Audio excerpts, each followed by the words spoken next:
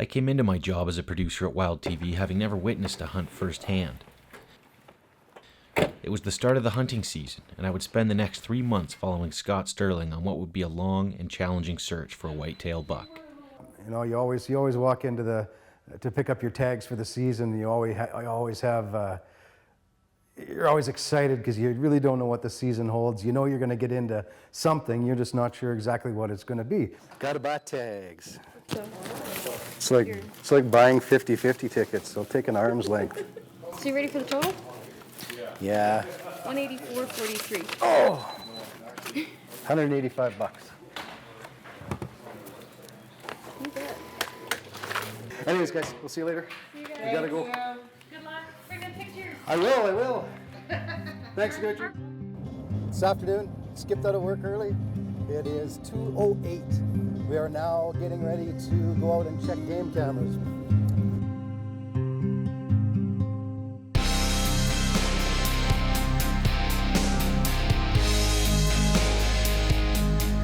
They're starting to scrape. You know, the best thing about living in Alberta is I can hunt whitetail deer, I can hunt mule deer, antelope, moose, elk, bighorn sheep, bears. You know, there's a whole gamut of different species that are within a 2-hour drive from where we live. So we're very, very fortunate to live here in Alberta and have the privilege of hunting here. Trying to find the animal that we like to harvest, and like I said before, we're in Alberta, so it's a big place and there's lots of bush and it's a big country, so trying to narrow that down. We use the game cameras and a lot of scouting in the evenings and the mornings to try and locate the big buck.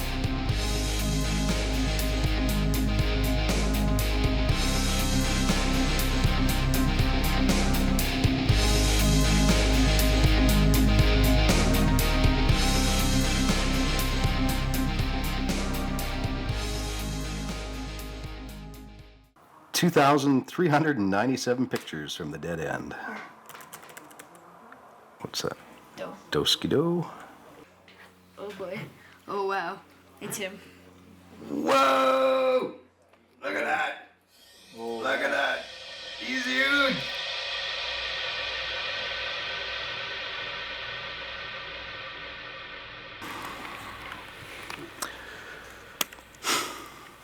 Unbelievable. We're fairly close to the house. We're just out back, actually. And about 400 yards. We're kind of sitting here when I hear something coming down the trail. Come here. Come here. It's my dog. He decided that he'd had enough of waiting for us and decided to come find us. Bosco, you're a bad dog. So he's now at the bottom of the tree whining. And so concludes this morning's hunt. You're in so much trouble.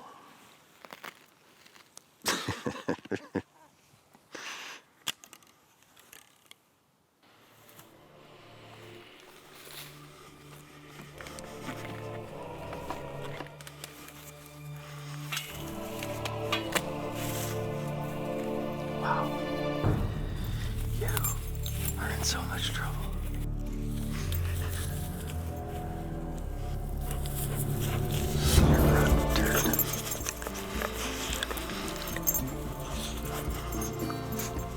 I love you too.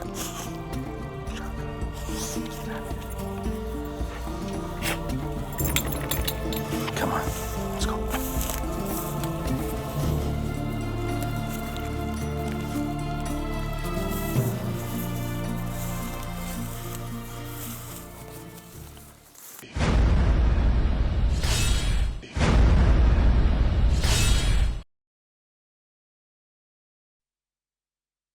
So we'd set up in a spot that we hadn't hunted yet this year. We went into, set up stands.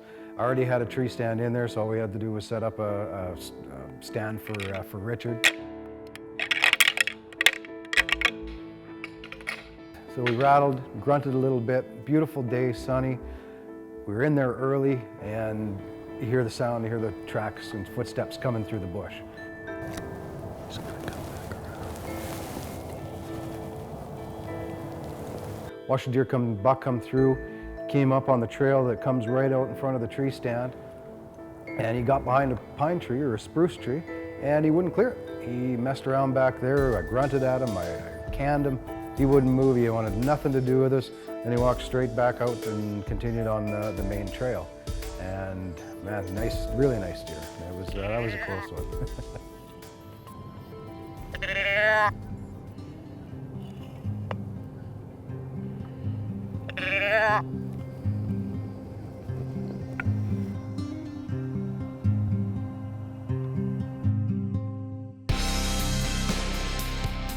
As the season progressed, Scott's dedication became more and more apparent. It wasn't uncommon for him to be up and hunting well before dawn, then head in for a full day of work at the office, then head back into the bush.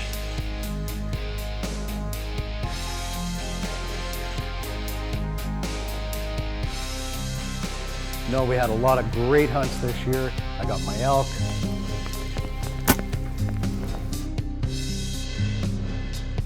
Got a whitetail doe on Thanksgiving with my son James.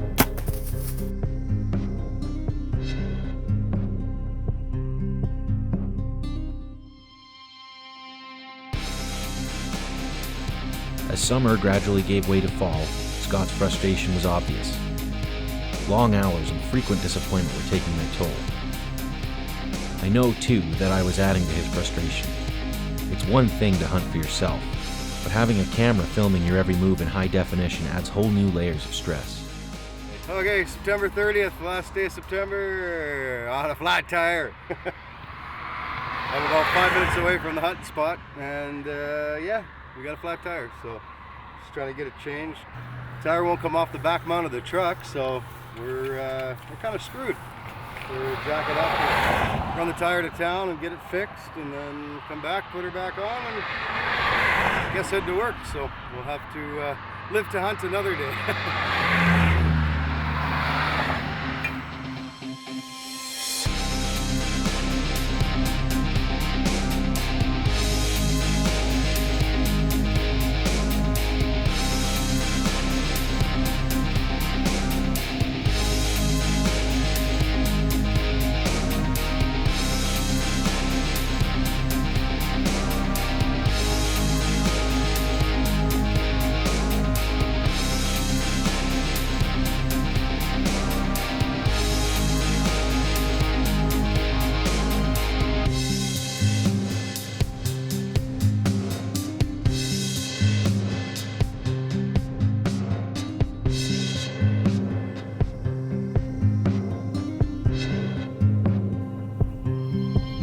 An early snowfall seemed to lift his spirits and renew his optimism. He scouted quickly before work, and then we returned that evening for what would be our coldest sit yet. That day was cold. It was miserable. It was blowing. We set up on a field edge, so there was no protection from the trees whatsoever. It was ugly. And to top it off, I had forgotten my hat, my warm, fuzzy hat. The wind was coming from the north, miserable. I don't even know how cold it was, but it was cold.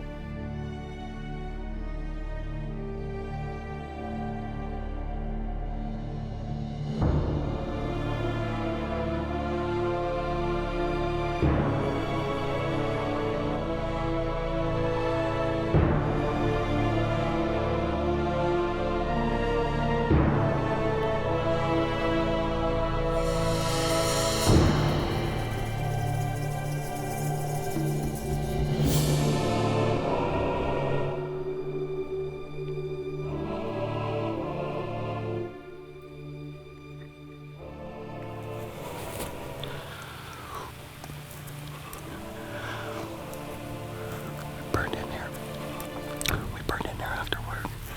Set up a speed set right on the edge of the field. We had a perfect wind.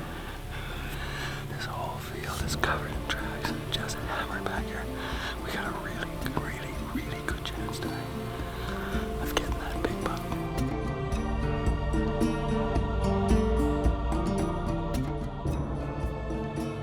Great spot, speed set, slammed it up, sat down.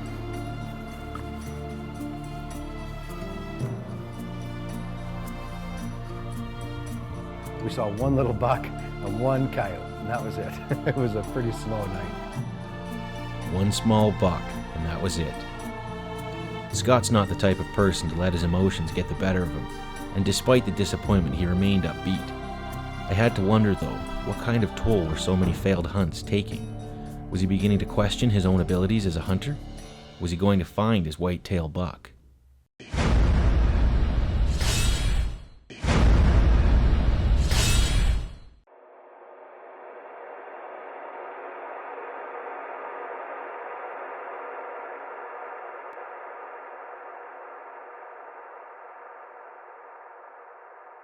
November 13th, Saturday, we, this was the first all-day sit of the year. I don't get a chance to get away from the office except for the morning and the evening hunts, and I'd been doing that up to this point, and it was time.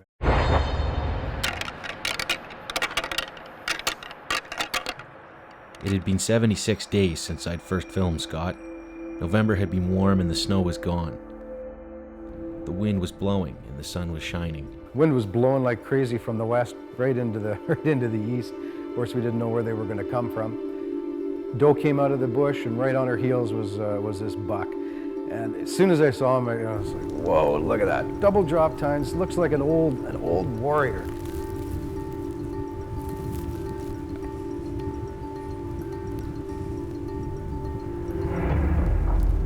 He's an old beat-up buck. His main beam was broke off. He's just a bruiser, just a great deer. I don't think I really understood the thrill of hunting until that moment. We'd seen other deer, and by then I'd filmed other kills. But I'd been there right from the start on this one, 76 days earlier.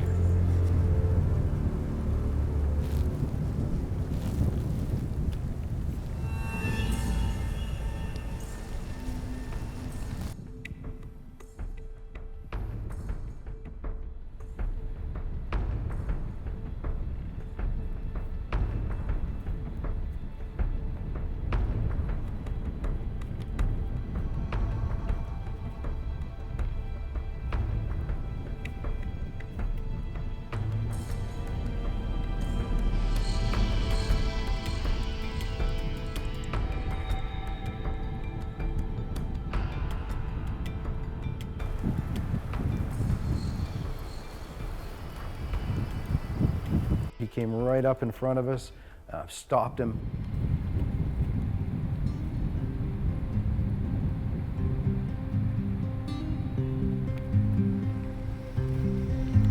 All right.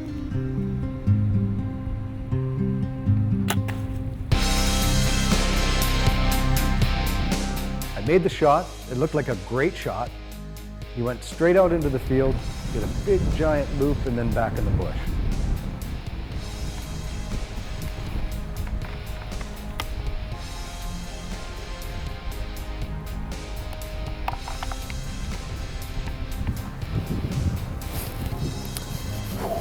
That was a good shot. We're gonna give him a pin, and then we're gonna go down and check the arrow. He went out, straight out into the field, and he came back around. It's 80 yards over there at a dead full run, so just gonna check the arrow, check for blood. There should be good blood, though. It's a good hit.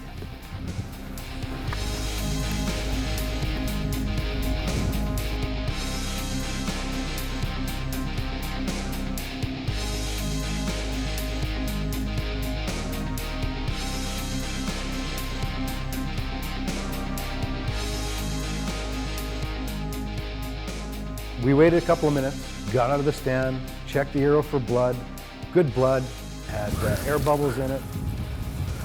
That's really good blood. I got bubbles in it. That means a lung shot. For sure. Sweet. Okay, let's see if we can catch the blood trail up to the edge of the field here.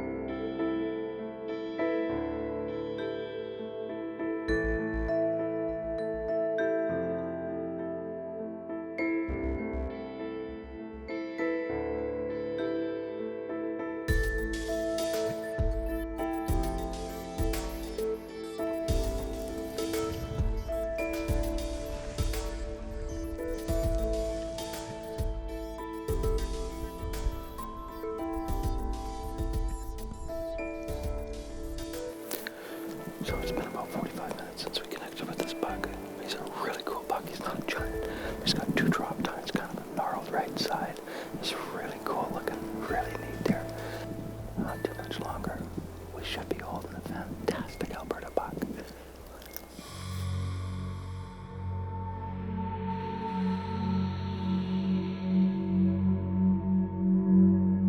After an hour sitting there, watching or waiting, and that's the worst part when you know you've got an animal down and you're pretty sure he's not too far away. And you know the waiting is the hardest part.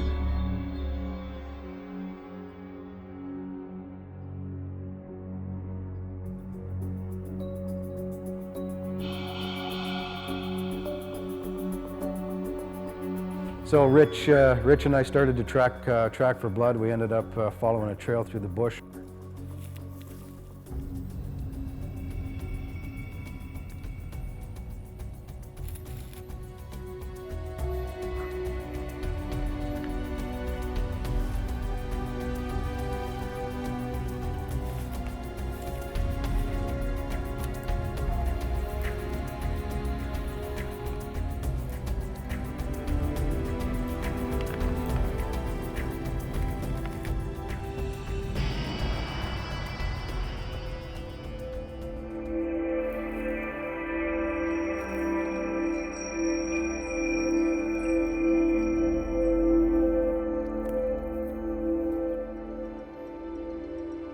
And by the end of it all, by the time we got to him, by the time we found him, he was 400 yards in the distance that he covered from where we shot him to where we found him in the bush.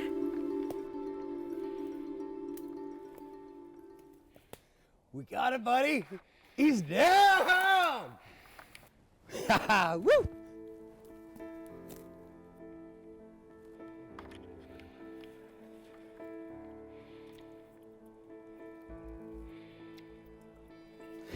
I love these horns. Moose was dismal, got the elk. The mule deer was dismal, and we've been running like madmen every morning until daylight, and every night until daylight savings time hit.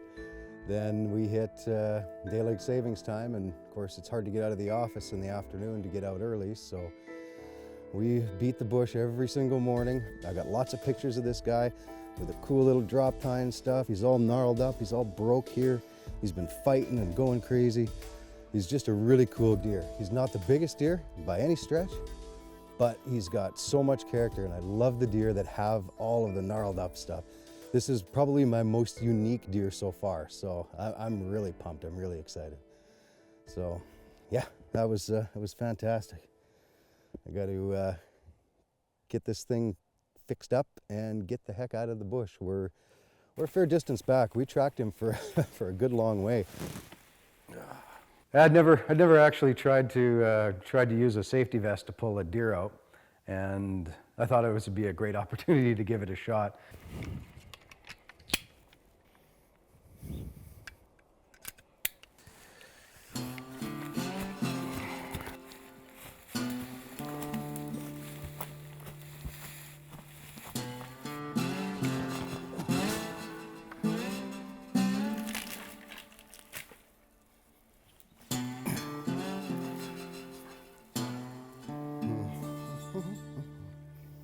It turned out it worked well, but it was pretty hard to haul a deer out by yourself.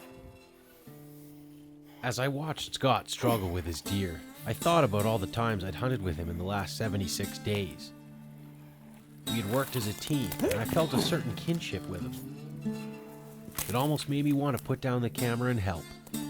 Almost. You're almost there, Scott. Yeah.